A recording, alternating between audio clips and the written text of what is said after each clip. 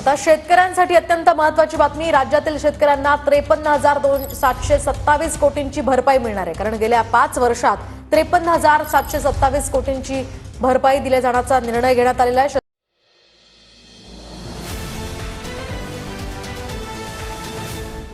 शेतकऱ्यांसाठी अतिशय महत्त्वाचा अपडेट आलेला आहे, तरी व्हिडिओ सर्वांनी शेवटपर्यंत बघा. दक्षिण सोलापूरच्या 4ही मंडळातील शेतकऱ्यांना अतिवृष्टीचे 42,77,00,000 रुपये अदा केले असून विविध कारणाने 1,068 शेतकऱ्यांची रक्कम प्रलंबित राहिलेली आहे.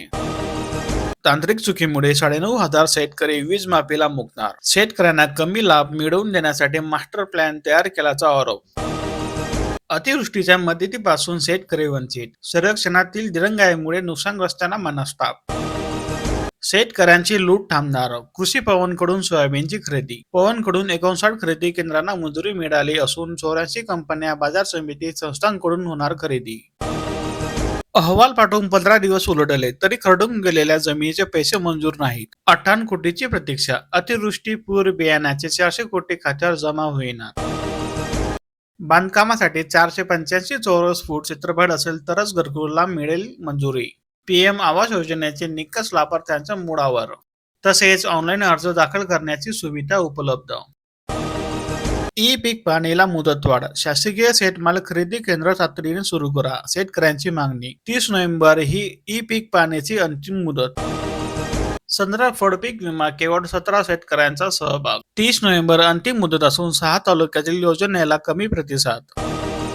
20% शेतकऱ्यांचे ॲग्रिस्टॅक नोंदणी बाकी. 6.5 लाख शेतकरी ऑनलाईन तसेच 1.5 लाख शेतकरी सिस्टीमच्या बाहेर. नोंदणी न केल्यास मदतीत अडथळे निर्माण होण्याची शक्यता. थंडीचा कडाका, रोगराईचा विळखा.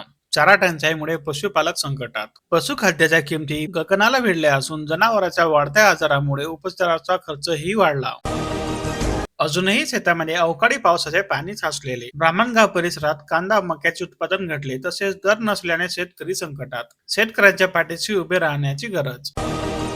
भाव नसल्यामुळे कांद्यावर फिरवला रोटाव्हिटर. कांदा उत्पादन देखील आले आर्थिक संकटात. 250 रुपये प्रति मन दराने कांदा विक्री होत आहे. 15 दिवसापासून पडून असलेले हरभरा, ज्वारीचे बियाणे निघाले शेतकऱ्यांच्या बांधावर. कृषी विभागाकडून वाटप सुरू. पीएम आवासला येवला तालुक्यात गती. 97% घरकुलांना मंजुरी. 11,745 पैकी 11,380 घरकुलांना मिळाला हिरवा कंदील. तसेच 365 प्रकरणे मंजुरी मिळण्याच्या प्रतीक्षेत. रब्बी पीक विमा योजनेसाठी तब्बल 3.25 लाख खर्च. ज्वारीसाठी शेवटचे 2 दिवस तर कांदा, गहू, हरभऱ्यासाठी 15 डिसेंबरची मुदत. तसेच फळपीक विमा योजनेत 2,13,000 अर्ज. खटाव तालुक्यातील गावांना पुन्हा राज्यात नाव कमावण्याची संधी. अनेक गावाची मुख्यमंत्री समृद्ध पंचायत राज अभियानात सहभागी होऊन कामे सुरू. शेतकऱ्यांसाठी दिलासादायक. पोट हिस्साची मोजणी 200 रुपयात. शेताच्या वाट्यातून कुटुंबातील कटुता होणार दूर. तसेच शेतकऱ्यांसाठी महत्त्वाचा निर्णय.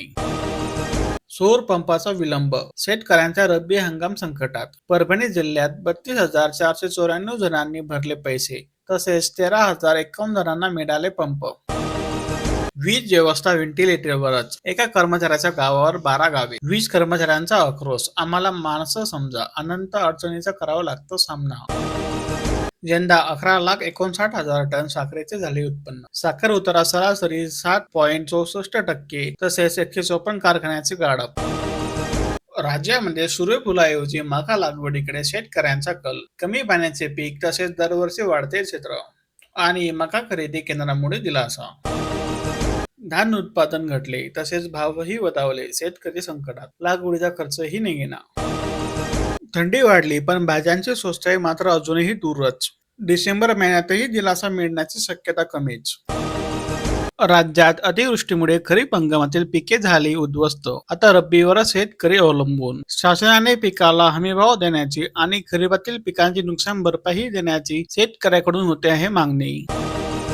राज्यात साधारणपणे 17 लाख हेक्टर क्षेत्रावर कापसाची लागवड करण्यात येते. त्यानुसार किमान 557 खरेदी केंद्राची गरज असताना सीसीआयने राज्यात केवळ 89 केंद्रे सुरू केली आहेत. यामुळे केवळ 16% केंद्रे सुरू असल्याची माहिती मुंबई उच्च न्यायालयात सादर करण्यात आली. कापूस उत्पादक शेतकऱ्यांना 31 डिसेंबरपर्यंत कपास किसान ॲपवर नोंदणी करता येणार आहे. तसेच CCI खरेदी केंद्रावर कापूस खरेदीला सुरुवात झाली. ऑनलाईनच्या तांत्रिक अडचणीत मदतीचे अनुदान रखडले. पंचनामा पोर्टल बंद तर कधी संत गतीने सुरू. अतिवृष्टीच्या अनुदानापासून शेतकरी अजूनही वंचित. फुलांनी भरलेल्या तुरीला दाट धोक्यांची नजर. नगर जिल्ह्यात 24 लाख टन ऊसाचे गाळप. राज्यात जवळपास 2 कोटी टन गाळप झाले असून पुणे विभाग गाळपात आघाडीवर. खत दरवाढीचा रब्बी पेरणीला फटका. शेतकऱ्यांचे आर्थिक गणित कोलमडले. वाढल्या अडचणी तसेच उत्पादन खर्चही वाढणार.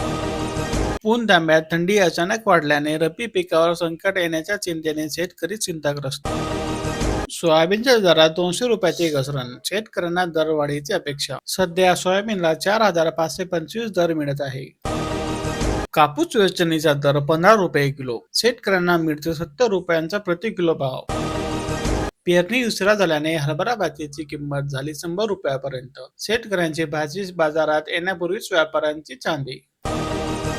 घेवड्याच्या उत्पादनातून घेतला नफा. 4 महिन्यात 40,000चा नफा. 4 गुंठ्यात घेतले होते पीक.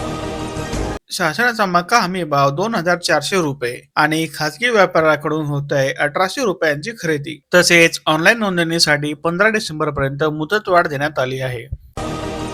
कृषीच्या भरारी पथकाने जप्त केली 28 लाखांची बोगस खते.